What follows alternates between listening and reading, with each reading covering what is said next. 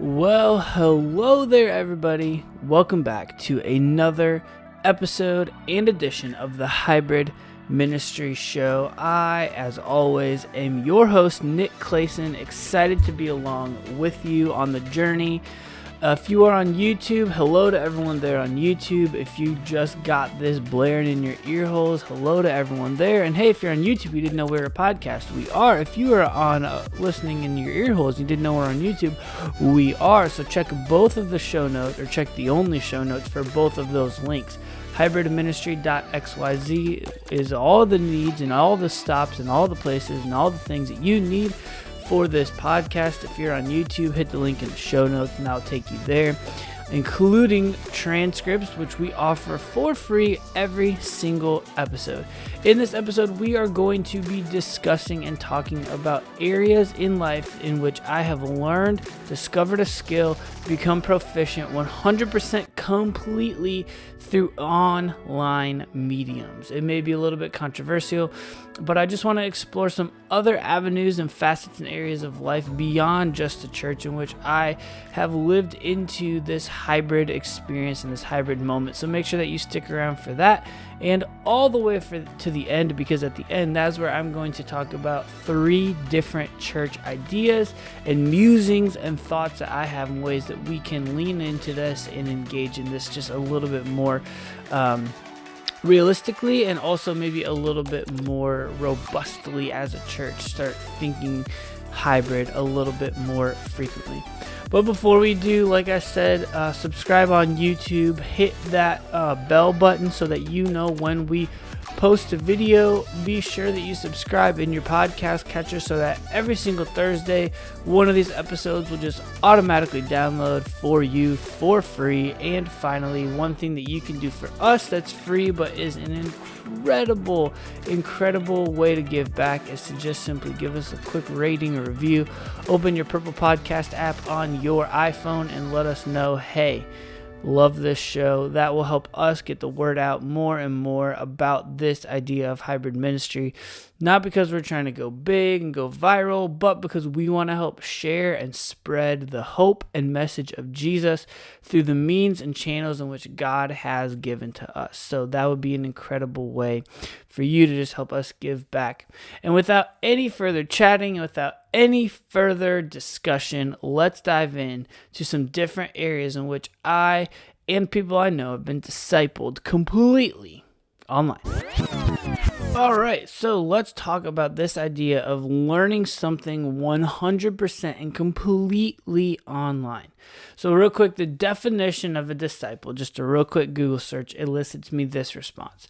A follower, someone who is adherent, a disciple, a partisan, means one who gives full loyalty and support to another. A follower may apply to people who attach to a certain person, mission, or method. So obviously that's going to have some religious undertones and some religious connotations, but I was listening to a podcast the other day. Shout out to one of my favorite people, Brady Shear, Alexander Mills, those guys over at Pro Church Tools podcast. Amazing. We'll drop the link in the show notes. By the way, there are going to be a lot of links to just things that I like in my life in this episode, because that's what I'm talking about. I'm talking about my life. I'm talking about areas and things that I'm into, that I've learned from. And so hit the link in the show notes. If anything I say sounds interesting to you, I'll try to include it there in the show notes. But I was listening to them talk to each other about areas in life in which they have been completely discipled in a certain area, skill, facet, or discipline. And it got me to thinking, that was how the title and the whole scope of this episode started. I was like, what are areas that I've learned something completely 100% online? So I'm going to share you 2 from me. And I also asked my wife last night, and I'm going to share 2 from her. So for me, one area that I have exclusively learned online is the art and the area of fantasy football. Now, hear me out, okay, if you're not into fantasy football. Fantasy football is a very intricate sport. It is literally drafting real-life players. Typically, for me, I'm big into football, not like any other sport, baseball or basketball. So real life football players, but knowing how that plays out in the fantasy realm. So you have to learn things like drafting strategies. You have to learn things like ADPs or average draft position.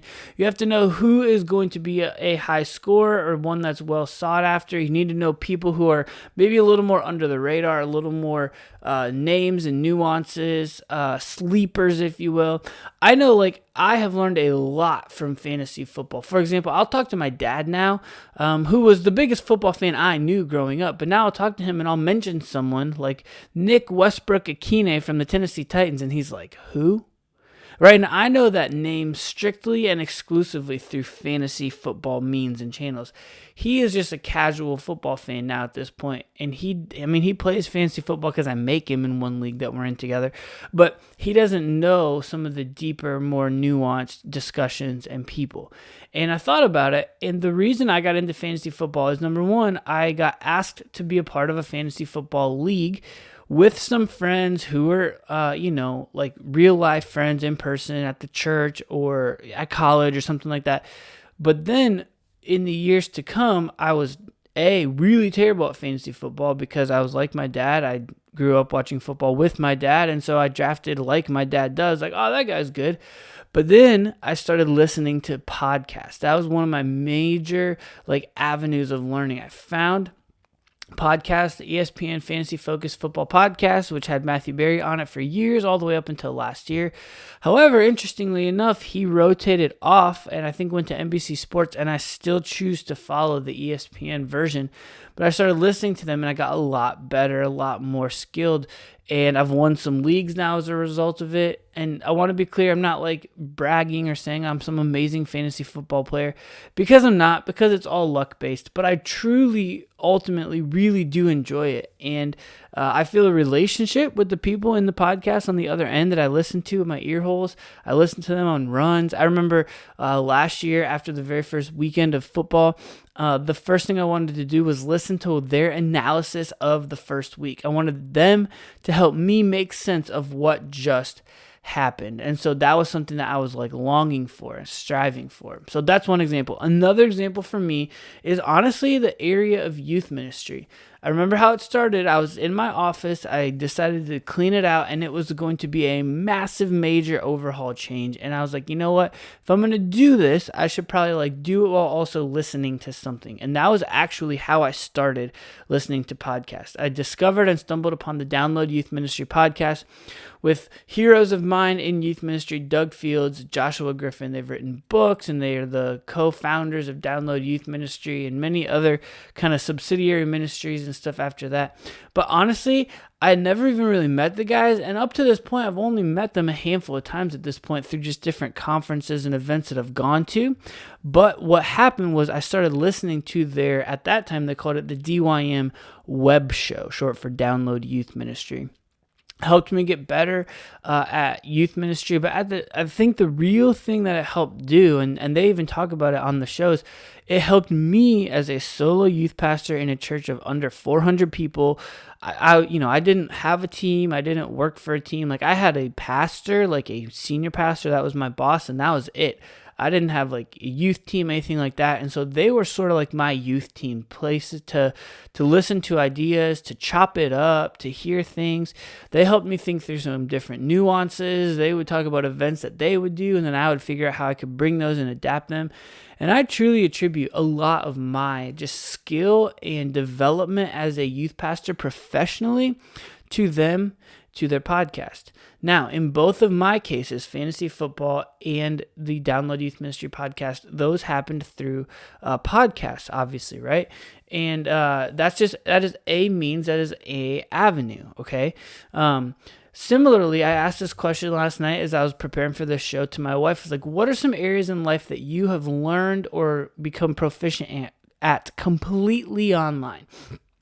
She gave two answers. Her answers were a couple years ago, she used to be a seller on Etsy. She would make decorative wooden signs and she would sell them, and she did quite well at it, actually. She quit her nursing job in an effort to be able to do that. But I remember she learned and discovered the idea and best practices of things like search engine optimization on Etsy, how to create good and proper listings that are going to help you get indexed well in search, as well as thumbnails and how to do that and all those types of things. And she learned almost all of that through a Facebook group that she discovered that had just like an Etsy seller Facebook group where people kind of go back and forth, give tips, tricks of the trade. And then another area in the last probably 2 years or so, she's gotten really into just nutrition, the power of food and how important food is. Food is fuel to your body, and not like dieting per se to just like lose weight, but really like to pursue health, and how to do like swaps from the standard American diet, what to avoid, what things to know and look for. And for her, she said the area that she really found interesting to learn all of that was mostly through Instagram and following Instagram accounts. And so in those four examples, so fantasy football, youth ministry, Etsy sellers, and then like the area of nutrition, to me, to my wife, almost 100% of our knowledge, 100% of our development in those areas happened through online mediums and online channels. Now, don't turn it off. Don't freak out. Let's expound upon this just a little bit more, and let's bring in some of the church implications and some of the theological conclusions that we should wrestle with and come to. Now, I will also say, before we dive into some of the theological stuff, I will also say that this sort of idea, especially if you remember me talking about in the last little segment about me wanting to hear the analysis from week 1, that is a current YouTube trend. I'll drop the link to the episode where I expounded upon the YouTube Trends Report from 2022 in the show notes. But that is a thing that people are eager for. So another area, probably the biggest area that I am nerding out on in being a super fan is I am a Oklahoma City Thunder basketball fan. And I want to listen to what the guys on Down to Dunk have to say about just about every game, everything that happens, trades, off-season moves. Like, it'll happen and that'll be one thing, but then what I most look forward to is, again, the analysis that these guys have as experts in the field, as people who talk about it a lot. Similarly, I'll also do that like over the weekend on Saturday. My wife and I went and saw Ant-Man and the Wasp: Quantumania, and I immediately went and downloaded the Marvel Cinematic Universe podcast, Ant-Man and the Wasp: Quantumania recap episode, because I want to hear all they have to say. I watched the movie. I like the movie, but they're going to think deeper about it. They're going to have theories about it. And so that is like this idea of a super fan, is someone who attaches to pop culture, but with people who have more analysis to it. And in all of these things, right, like there's something there that can be done in the church space. And I want to get to that in a minute. But before we do, I want to chat through and just think through, like, in all these things, I learned a lot through podcasts. I learned a lot through podcasts and or long form YouTube accounts. My wife learned a lot through like Facebook groups or following Instagram accounts. And neither one of us really honestly said anything about TikTok or short form video content. However, both of the things that the question, right, was what are areas in which you feel that you've become an expert in through something completely online? And I think my reason for why that would be the case is that most of the areas you become an expert in, it takes time, and TikTok and Instagram Reels, they just haven't been here for that long of time.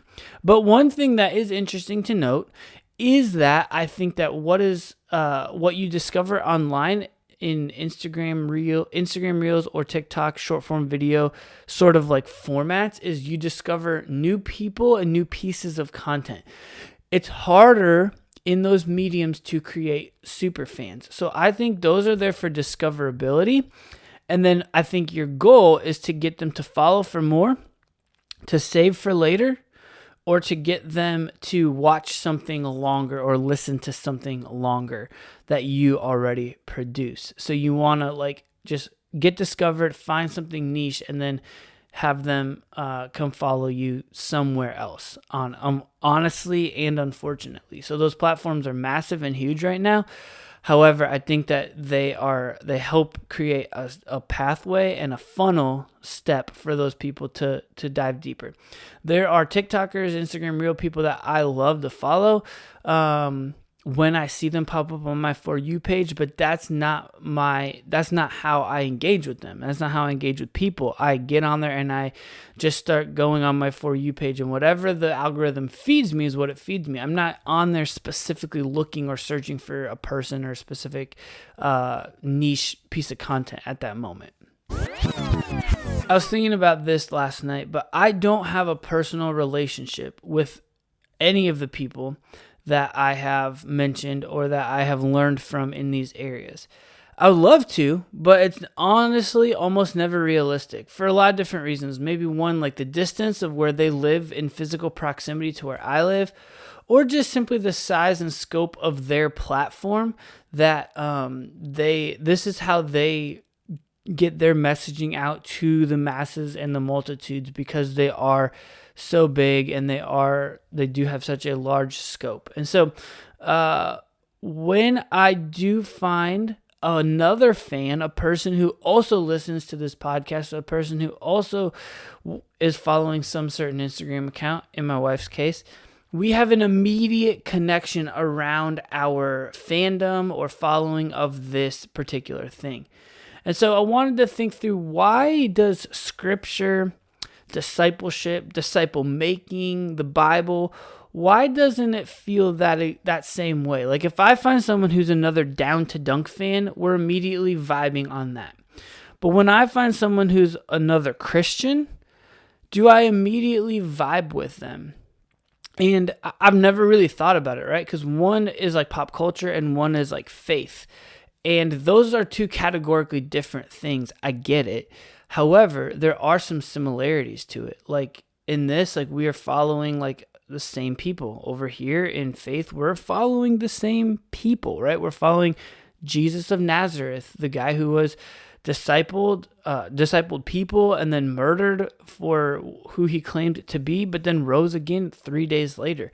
And so I wonder, like, is faith, is Christianity not niche enough? Like, is it too mainstream? Is it too much in the public eye?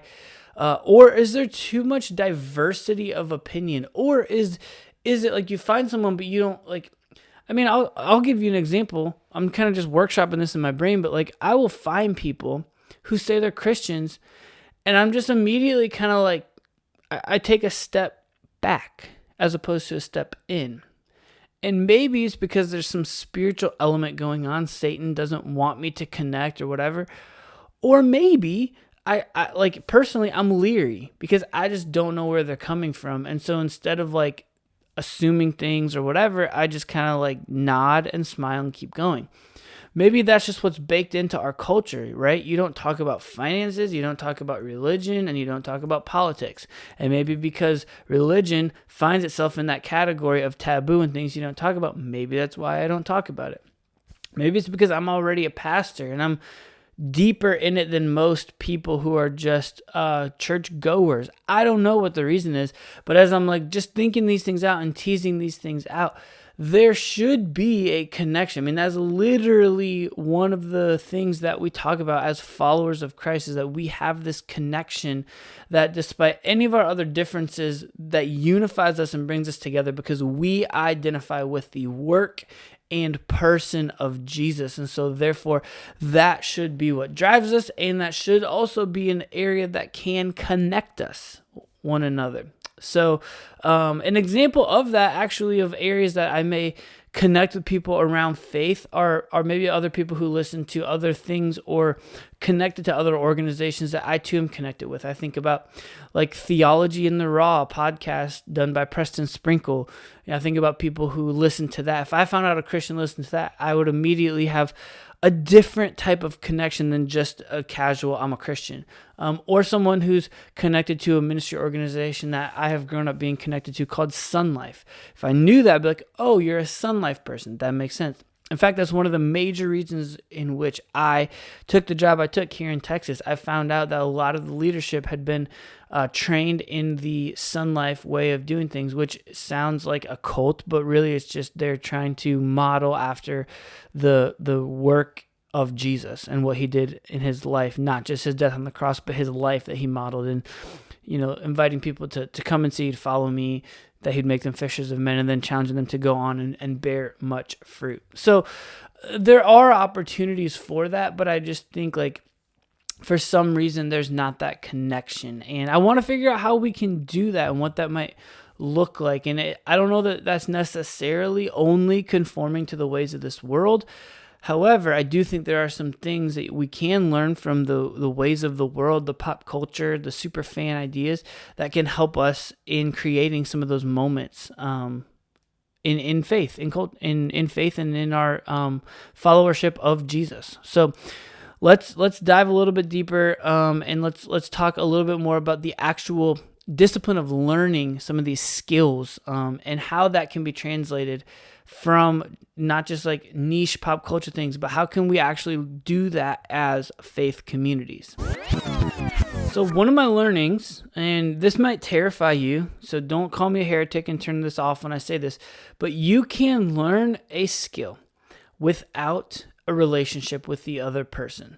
Now, I think a lot of times we learn from other people, but I think that you can learn a skill devoid of relationships with other people. I just evidenced 4 real life examples, and there are more. I talked about Theology in the Raw, Sun Life, Thunder Basketball, Marvel Cinematic Universe. Another one that's just coming to my brain right now is finances through Dave Ramsey. I've met the man one time when I went down and did my debt-free scream, but after and beyond that, I've learned all I've learned about him through digital means and digital mediums.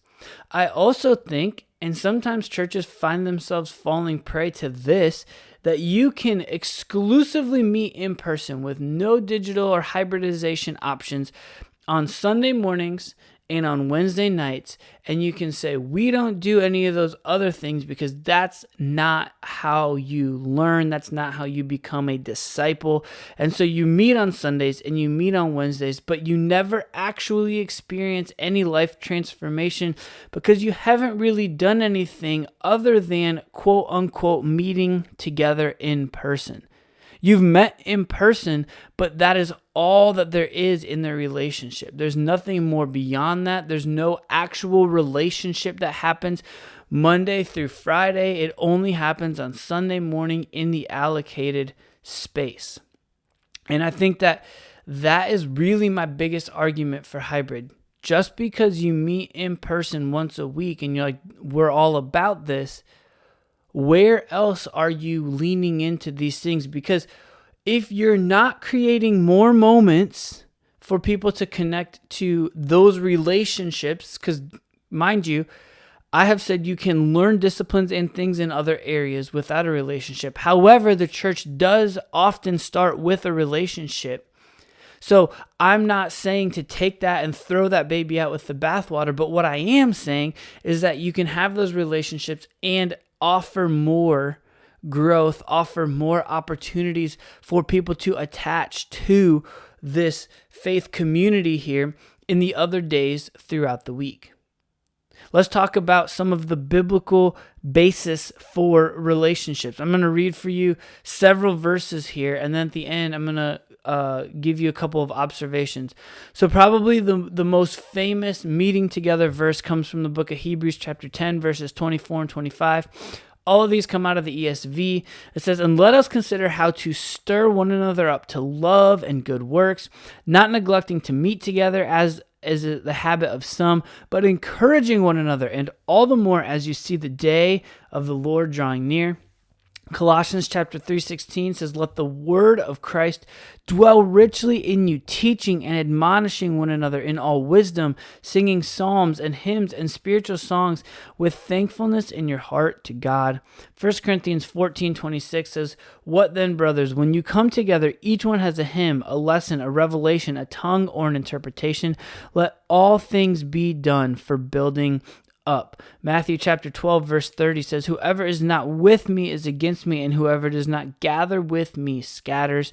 1 Thessalonians 5:11 says, "Therefore encourage one another and build one another up, just as you are doing." Let's look also to the life of Christ, his life with his disciples. His invitation, like I said, was to invite them to just come and see, to explore. Then ultimately he gave them a challenge. Hey, come follow me. Drop your nets and come follow me. And then he gives them a further command, and this is where the sacrifice and servanthood often comes in of following Jesus, is not just to follow me, but he is going to change you, transform you, and make them into fishers of men. And then finally in John chapter 15, we see the verse about the vine and the branches and abiding. And he says, I want you now to be called friends, and I want you to bear much fruit. So I want you to do what I just did. If you walk with Christ, in 1 John it says, if you want to follow Christ, you must walk as he walked and live as he lived. So what are the ways in which he lived? He invited people to come and see. He invited them to come and see. Then he invited them to follow him. Then he was going to change them, transform them, make them into fishers of men, until finally then he would send them out to bear much fruit and repeat and replicate that process of multiplication. So in all those verses and in the method of Jesus, all of those things are done in person and can be done in person. Yes. And also, they can be done in hybrid spaces as well. And I don't just mean like Zoom small groups and online church streaming. What I mean is I have a lot of relationships with people across the country in Facebook groups. I have relationships with people that on regular, ongoing basis. I have a once a week phone call with a friend of mine from college where we do accountability and talk through each other's lives. I have a once a month coaching call with people that I do on Zoom or that I do just through a regular old phone call.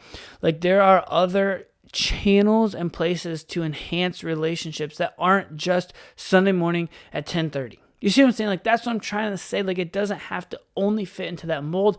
And that hurts our brain and that freaks some of us out, especially some of us who adhere to a more traditional stance on gathering together in church. But what I'm saying is not that we should forsake that. But what I am saying is that someone who's truly interested in something, some sort of discipline, can be challenged to learn more through some other additional methods and means. And if you're really into it, like I was about Thunder basketball or my wife was about nutrition, they will eat those things up. However, what we've done is we've reduced commitment down to one single metric in the church, and that's church attendance. And here's the thing, that's not an indication of a disciple. But because we've reduced it down to church attendance, what we do is we've actually dumbed down the commitment to the point where we say, hey, let's get the most amount of attendance here. And so let's reduce the level of commitment to the lowest common denominator as possible. Get the most amount of people here. Oh, look, now we have the most amount of butts in seats. Look at our church growth. And the reality is that you can offer more, but you're afraid to because the metrics may not make it seem worth it. And though you can be offering something actually useful and actually beneficial to people to help them grow in their faith, to make spiritual decisions, to foster spiritual life transformation, we hold back because it doesn't offer the same return that Sunday morning at 10:30 offers. And that's a tough pill to swallow. So let's round this thing out. Like I said at the top, here are 3 in lifetime, unchallenged things that could be done, but I don't have exact frameworks for, that you could maybe begin to start thinking through in churches. The first is podcasts, more than just your Sunday sermon from your lead pastor, but podcasts in certain areas, certain disciplines, certain classes, maybe like through the Old Testament, New Testament, the letters of Paul. I mean, go to like maybe a seminary catalog. What are things that they're offering students in seminary, and what are things that you have the bandwidth, or maybe should make the bandwidth to create to help encourage and equip your people to become more well-versed in their knowledge of Scripture. See, our normal response to that is, let's host a class. And there's nothing wrong with hosting a class. But what if someone's not available when you decide to host a class, but they still want to engage in it? Is there a way to do both? Or instead of hosting the class, realizing that for you as a pastor, hosting a class often requires an evening time commitment from, say, 7 o'clock until 8:30. Or if you sit down and record a podcast, you can do that during your normal office 9 to 5 office time. You see what I'm saying? There might be a greater return on that, and then you can offer that class for something different, better, more robust that you're hoping to do. Similarly, you could do either YouTube or not hosting on YouTube, but some other platform, video-based type classes. You can do like a 6-week class on navigating grief. You can do an 8-week class on lust and purity. You can do a 7-week class on the methodology of following Jesus. You can do a 10-week class on spiritual gifts. See, there's all kinds of different ways out there. And I hear the rebuttals right now, and I hear them even in my own brain. Yeah, but I don't want to put something out there that someone could take and misconstrue. And that might be true. However, if you're not doing it that way, where are you doing it? People do need to know these things. They need to know how to navigate grief, and they need to know about lust and purity, and they need to know about the ways of following Jesus, and they need to know about their spiritual gifts. And you probably don't have the bandwidth in your current schedule to offer all of those at the same time. Maybe you're the only pastor, or you only have one pastor, and so he has to host one class and then move to the next class and then move to the next class. Or he could offer them all by shooting them on a video, on a phone, or whatever the case might be, and offering them through YouTube via playlist, offering them on some video course thing that's got a little bit more accountability built into it, or whatever. The final idea is just ongoing devotionals and or reading plans that you can offer. You can curate or create YouVersion reading Bible plans. You can write your own. You can get your whole church reading through a certain thing. If you're in like a sermon series in John, for example, you can, while you're in the book of John, you can have people reading through the book of John together in their daily quiet time, giving them something to do, something to turn to in their daily quiet time discipline. So those are just 3 kind of ideas. Like I said, unchallenged, not seeing a lot of people doing them, but just ideas to continue to lean into some of those hybrid moments. Well, once again, everyone, so glad you're here. Thank you for sticking to the end. I hope I didn't step on toes too hard, but I do want to get us thinking more and more in this way. I know for me, I experience as a pastor a lot of in-person moments, and I get frustrated when I see the church not thinking through some of these other avenues that are available to them that they're just not really doing anything with. And so I hope that this is helpful to you. I hope you see it as an encouragement. If you're listening to this podcast, you probably already think this way. And so share it with someone who it might be helpful for them to think in a new way. As always, a rating, a review, a subscribe, all those things are incredibly helpful. You can follow me on my YouTube channel, link in the show notes, or my TikTok account, which I do post 2 of these for every single episode throughout the week. So go grab those along with some other church communications, church social media, and church marketing tips type thoughts. Those are all on my social media, both on TikTok and also on YouTube in the shorts category. But hey, until next time, and as always, stay hybrid.